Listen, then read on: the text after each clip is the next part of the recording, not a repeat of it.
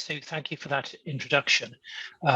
This is going to be a fairly short presentation, so I'm going to start by talking about influenza in pregnancy and vaccination against it. We know that women of childbearing age are often exposed to influenza through contact with children, and that can lead to them having higher rates of influenza-associated disease in pregnancy versus non-pregnant women. And influenza infection in pregnancy increases the risk of maternal mortality, especially in late pregnancy when there's T-cell suppression and lung tidal volumes are being affected by the developing baby, particularly in the third trimester. Earlier in pregnancy, we know that influenza infection can increase the risk of miscarriage and low birth weight and premature birth. And we also know from experience of the swine flu pandemic in 2009-10 that actually women who've got other underlying health conditions such as obesity or diabetes are at additional risk of serious complications of influenza infection whilst they are pregnant. Children under the age of 6 months have the highest rates of GP consultations and hospitalizations for influenza in the UK. And unfortunately, we're not able to immunize that age group. There's no licensed vaccine under the age of 6 months. But we know that they can benefit from maternal antibodies if their mum has had the flu vaccine during pregnancy. Sorry, I'm just trying to, there we go. I thought my slides had stuck then, but they haven't. So influenza vaccination during pregnancy has this triple benefit. It protects the pregnant woman from the worst effects of influenza and from serious complications of influenza. It also protects the unborn child, and we know that it reduces the risk of prematurity and it reduces the risk of low birth weight compared to non-vaccinated mothers who've been infected with influenza during pregnancy. And it also protects the newborn baby, as it prevents the mother being a source of transmission of infection to the newborn child. And there's also passive immunity through transplacental transfer of antibodies to the infant, and that will protect it for the first few months of life. And that reduces the risk of influenza between 40 and 60%. It's difficult to be accurate about that because it depends on the kind of the strains of flu that are circulating in any one season. But certainly we know that there is transplacental antibody transfer. So when should we vaccinate pregnant women against influenza? Well, for those women who are already pregnant at the start of the influenza season, regardless of their gestation, they can be offered the vaccine as early as possible between September and November, really as soon as the flu vaccine becomes available. And certainly if they're already pregnant, we would want to get them vaccinated by early November before influenza starts to circulate in the community. It's not possible to be absolutely precise about when flu will start to circulate each winter. It does vary, but normally it's around sort of early to mid-November that we start to see influenza rates increasing. Newly pregnant women can be vaccinated throughout the flu season. And again, in terms of end date, it really depends on how much vaccine is left, or is there any vaccine left, and how much influenza is circulating late in the season. And we also recommend that pregnant women, if they are pregnant in subsequent flu seasons, get revaccinated. And that's because the flu vaccine, the protection from it is thought to only last for one season. And flu, rather like coronavirus, is subject to genetic mutations. And therefore, the strains of influenza protection contained in the vaccine change between different flu seasons. So that's why revaccination is recommended in subsequent flu seasons. For the forthcoming flu season, 2021-22, pregnant women should be offered one of the following inactivated influenza vaccines. They can have a cell-grown quadrivalent flu vaccine, otherwise known as QIVC, or they can have a recombinant quadrivalent influenza vaccine. And if neither of those are available, then the traditional egg-grown quadrivalent inactivated flu vaccine could also be considered. And then in terms of the safety of the vaccine in pregnancy, there was a review done by TAMA published in 2009 from America. They've been vaccinating women in pregnancy against influenza for some years, much longer than the UK have. And they found no study that demonstrated any increased risk of maternal complications or untoward fetal outcomes associated with inactivated influenza vaccines, and that inactivated effectively administered during any trimester of pregnancy. I keep on repeating the word inactivated because I think it's really, really important that people understand that we wouldn't normally recommend pregnant women have live vaccines, and there is a live flu vaccine.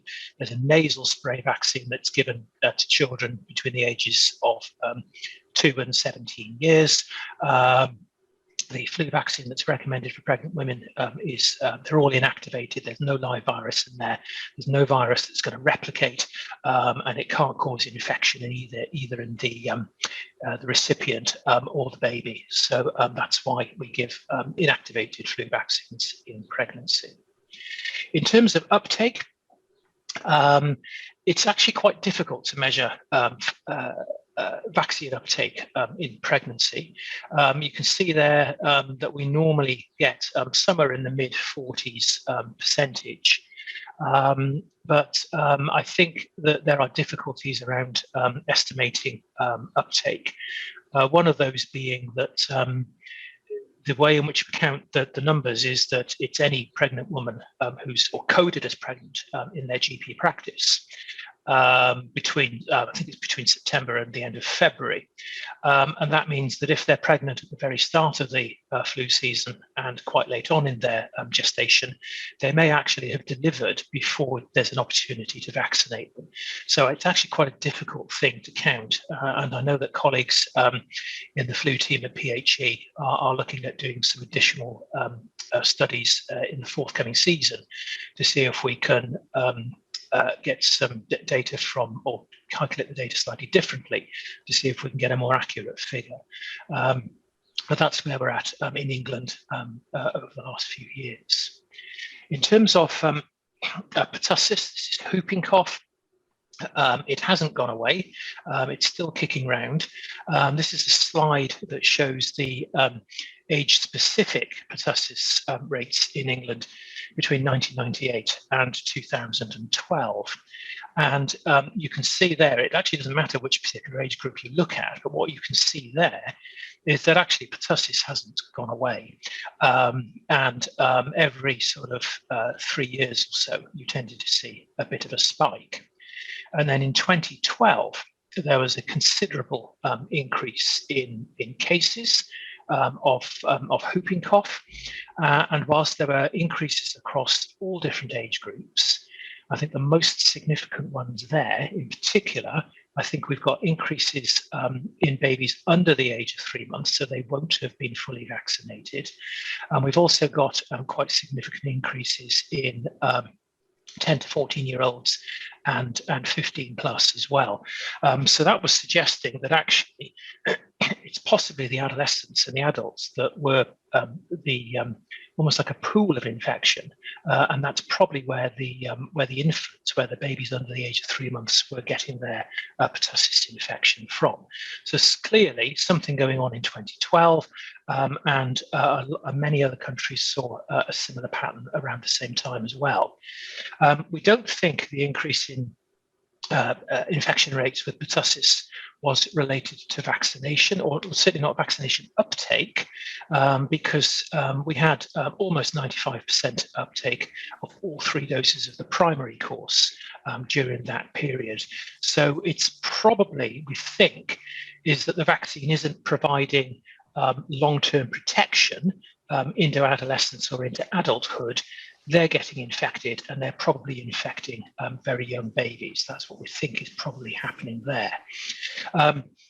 In terms of the overall effects of that, you can see that on the right-hand side of that slide there for 2012, there was an increase in the number of deaths caused by pertussis in 2012, and all of those babies were under the age of 3 months and therefore too young to have been fully vaccinated. So for that reason, in October 2012, JCVI, which is the Joint Committee on Vaccination and Immunisation, and this is an independent expert advisory body to the UK health departments, and they've been in the news quite a lot recently over COVID. They recommended that we introduce an emergency antenatal pertussis immunisation programme, and that became a permanent programme in 2019 because pertussis continued to circulate at increased and elevated levels in the UK population. In terms of the maternal programme, this slide, I hope, illustrates offer vaccines during pregnancy, because if you look at the cases, actually most of the cases were happening really sort of under the age of 12 weeks, and we don't give the first dose of pertussis-containing vaccines until 8 weeks, and they're not fully vaccinated until 16 weeks. So if you want to try and prevent infections and deaths in babies of that age, of just maybe a month or two old, then actually you're going to need to intervene earlier than that. And that's the rationale for offering the vaccine in pregnancy. Initially, it was offered to pregnant women from 28 weeks gestation, and it boosts maternal antibodies thereby providing passive immunity to the baby from birth until active immunity can be induced through the routine childhood immunisation programme. And I think that's probably a very, very important point, because what we're trying to do here is build this bridge of immunity from the time of birth out to a point where baby has had all 3 doses of the primary baby IMs, which protect against pertussis. It additionally prevents the mothers being a source of infection to their babies. And in 2016, some new research came out from Switzerland, which suggested actually you get higher antibody concentration levels if you give the vaccine a little bit earlier. So the recommendation was changed. It came down from 28 weeks down to 16 weeks. I know that often for operational reasons, it's offered after the 20-week scan, which is absolutely fine. We would normally recommend having it before 32 weeks. So ideally at some point between 16 and 32 weeks gestation. You can give it in later pregnancy. You can give it right up to the point of labour really, but the issue there is that the later you give the vaccine in pregnancy, the less the accumulative antibody levels will be in baby when baby is born. So better to give it sometime between 16 and 32 weeks gestation. In terms of safety and efficacy, there's been a number of studies looking at inactivated pertussis-containing vaccines being given in pregnancy, and it's not showing any association with stillbirth, preterm births, or other serious complications. And in terms of efficacy, providing that the vaccine is given prior to 32 weeks gestation, actually it's very, very effective. There's been a number of studies by colleagues in PHE showing that the maternal pertussis vaccination programme is between 90 and 93% effective at preventing whooping cough in infants. So I think that's quite reassuring. We know the vaccines are safe during pregnancy, and we know that they are effective. I just wanted to end the pertussis section by talking about uptake. Apologies for the rather busy slide. You can see the bottom dotted lines are the some of the early data that we had around estimating pertussis vaccination in pregnancy. There were tweaks done to how that was calculated in 2016, which accounts for that rise there during that year. But generally what we see since then is a pattern of uptake of somewhere around 70%, sometimes a little bit lower, sometimes a little bit higher, but around 70% of pregnant women are being vaccinated against pertussis during their pregnancies. There does appear to be a little bit of seasonal variation, and it tends to dip a little bit during the summer months and go up in autumn and winter. And we think that may be because of the flu effect, that women are having their flu vaccines, and they're also then being asked if they would also like the pertussis vaccine at the same time. I think the other thing to note is the red line for 2020, and then the little blue line there on the left-hand side for 2021, because what we've seen there is a slight decline in the uptake of pertussis vaccine during pregnancy. Certainly in 2020, it looked like it was declining. That may be the effects of COVID. It may be that for whatever reason, women, whilst they are pregnant, are not getting the vaccine, whether that's reluctance on their part or whether that's been disruption to services that might provide it. But what we see, I think here, certainly between February and March, perhaps the green shoots of recovery. It looks like it's beginning to come up a little bit, which is quite reassuring.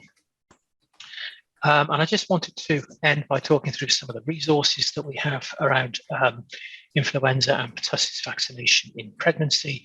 There's an online resource called the Green Book, because when it's a paper copy, it always used to have a green cover, which is Immunisation against Infectious Disease, and it includes chapters on vaccinating against influenza and vaccinating against pertussis, including pregnant women. We've got a resource here. We've got some slide sets on maternal vaccination. They're very comprehensive. It also talks about other things like neonatal hepatitis B and rubella and things like that.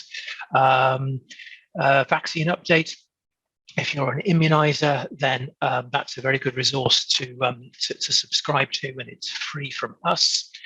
All the leaflets and posters to help support the pertussis and influenza vaccination programs are available on the Health Publications website, and they are free to order. PHE develops these, we print them, we distribute them to the NHS, and they're absolutely free to order. If you register on that site for an account, as an individual, there is a cap on how many you can receive. I think it's only 5. But if your NHS trust and your trust has got an account with the Health Publications, then it's unlimited. You can order whatever you wish. Okay. We've also got additional resources on occupational vaccination of healthcare workers against pertussis, and guidance on how to manage viral rash in pregnancy. So I think I've gone ever so slightly over time, so I should probably stop there and ask if there are any questions. Thank you, David. I think that's really helpful, because I think we've all been focusing a lot on the other vaccine, which I know that at the Ask the Expert session, which is coming at the next break, there'll be an opportunity for any of the audience to ask specific questions on that vaccine. But that's a really useful overview and update of the situation. So I know that there's one question come through. I mean, I did have a query, and I should probably know this, but do women get automatically sent leaflets on pertussis and flu vaccination, once they're registered as pregnant? I don't think they get automatically sent leaflets about it. they should be called and recalled for vaccination, either by their GP or by their maternity provider. I should also say that the flu vaccine is also available to pregnant women via community pharmacies in England as well. The pertussis vaccine is GP and their maternity provider, if they are commissioned to provide that service. I don't think they would necessarily be automatically sent those leaflets about it. They are available to order, and maternity units and other providers are welcome to order those and send them, but I don't think there's any automated process. All right, okay. So I was seeing that little beginning line for this year and thinking, well, what's that come from? And I was trying to think of, obviously, it hasn't been quite as easy to give as much information to women during the last year. Yeah. Anyway, now I do have a question from Laura Bailey. Hi, Laura. And she says, hi, David. As a community midwife, am I right to assume and continue to advise the vaccine at the women's booking appointment? When is the best time to follow up and remind women to have their vaccine? Okay. Good question, Laura. It's a really good question. So I think the booking appointment is the ideal time, and I do appreciate there's an awful lot of information to impart and for the woman to absorb at the booking appointment. But I think the booking appointment is absolutely the right time to raise the issue or the offer of vaccination against flu and pertussis during pregnancy. I think if you're in the flu season, and if that booking appointment is occurring during that flu season, then you can direct the woman to whichever appropriate provider. It could be the GP. It might be that your maternity services are commissioned to provide it, or it could be a community pharmacy. And then anytime throughout the year, once the woman has reached 16 weeks, or she may wish to defer until after the fetal anomaly scan at 20 weeks, then again, it would be the GP that you could signpost to, or the maternity services if they are commissioned to provide the pertussis vaccine. But I think the booking appointment the ideal time to at least raise the offer of those two vaccines. Fabulous. I mean, I know you appreciate that it's a huge appointment with loads of information going to women, but I think women will absorb some of it and if you give them the leaflets at that point, they've got that. And I think, sorry, I'm going to go on a little bit further. Go on. Because in the interest of time, I didn't include this slide actually, and maybe I should have done. We did some research some years ago now. It's in the British Journal of Midwifery, and it's free to access. We've made it open access. I think my colleague Helen Campbell was the lead author. We looked at, we examined women's attitudes towards vaccination during pregnancy, and the women were overwhelmingly accepting vaccines, both for themselves and for the benefit of their babies. But what was really interesting, and what came across very, very strongly in that research, was how much they trusted the midwifery profession. They clearly trusted and want information about vaccination during pregnancy from their midwife. Other key professionals were up there, such as practice nurses, health visitors, and general practitioners. But midwives were absolutely the top of that pyramid, if you like, of healthcare workers in terms of who they wanted that information from. And I think that tells you a lot about the relationship that midwives have with pregnant women, and that close relationship and that information giving, I think is a key part of the success of this program, or both programs actually. Which puts responsibility on midwives to keep up to date with the immunisation program, which makes this session really useful. I mean, I'm thinking the Green Book might have to become a favourite on your PC or on your Yes. app. It certainly is on mine. Well, it will be. It will be. Absolutely. But I'm just wondering also if it's on the Baby Buddy. I'm sure it will be on the Baby Buddy app that a lot of women will link into. Sure. As a I don't know reminder. whether we link to the Green Book on Baby Buddy. I've done a lot of work with Alison Bohm and others at Baby Buddy, and they've been fantastic around vaccination in pregnancy. I don't think we would link to the Green Book because that's a resource for healthcare professionals. I think we'd probably link to the NHS website and other kind of public-facing websites for Baby Buddy. But it's a great resource, and we continue to work closely with them. I think I connected the two, but it's not. No, I would appreciate the Green Book would be a bit indigestible for women, whereas the Baby Buddy they could put little reminders in there, which I'm sure are there. They are. So that's fantastic. Okay, and I've got another query from Chilone Lee Wo. I hope I pronounced that correctly. Chilone. Lovely name. Pharmacists and GP nurses tend not to comply with adding the vaccines given to maternity documentation. How can this be rectified? Oh, gosh. I've had women not knowing what vaccine they've been given. So we need to email the GP for information, whereas the midwifery service report to GPs and HSE when a vaccine is given. Do you know, that is a really interesting question. So the way in which we calculate uptake data for both pertussis and flu vaccines in pregnancy is we automatically extract it from GP practices in England. So we tend to get really obsessed about the flow of data. So if the vaccine's been given in a pharmacy or by midwifery services, we get really obsessive about data flow's got to go to the GP. And actually, it flowing the other way is really, really interesting. So I'm now going to show my relative ignorance about maternity records and whether or not they are still handheld paper records, which the pregnant woman would have, in which case the pharmacist or the general practice nurse should enter it there. But if it's an electronic record, I guess we would have to make sure that the practice has some way, some access or some kind of electronic data sharing from GP record to maternity record.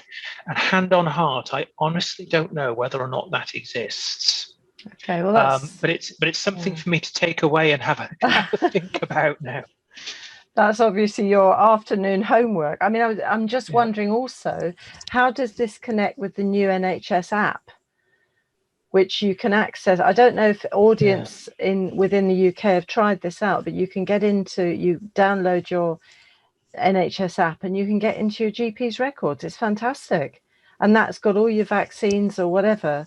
And I'm assuming, dangerous, but it might just connect with other vaccinations, as long as, I guess, with the GP. So that's the fundamental flow. Yes, or if not given by the GP, that's been communicated to the GP, and the GP's then been able to code it in such a way that it appears there appropriately.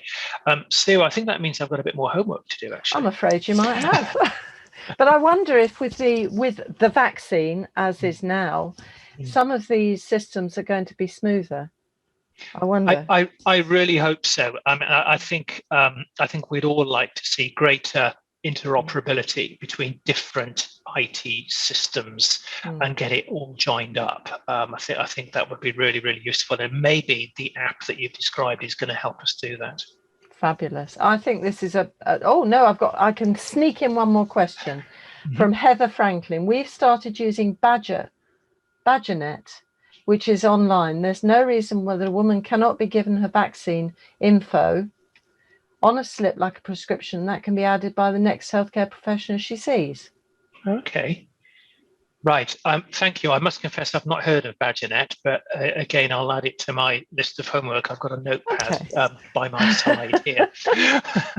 Well, we like to give our speakers, as well as great thanks and applause. You only can have my applause for now, but I know there'll be lots of people who will be applauding you now. But we also like to leave our presenters with a little homework. So that's David's afternoon taken care of. It's been a two-way process. I think that's really useful. Thank you. And David, are you at the Meet the Expert session as well? At 12:30, talking Fabulous. about COVID vaccination in pregnancy and Fabulous. breastfeeding. Yeah. Okay, so there's a little advert for those of you watching. Yes. Stay online at lunchtime. Before you have your lunch, go and check out with Ask the Experts. So thank you so much, David, for updating us so brilliantly. Fantastic. Okay, super. Thank you.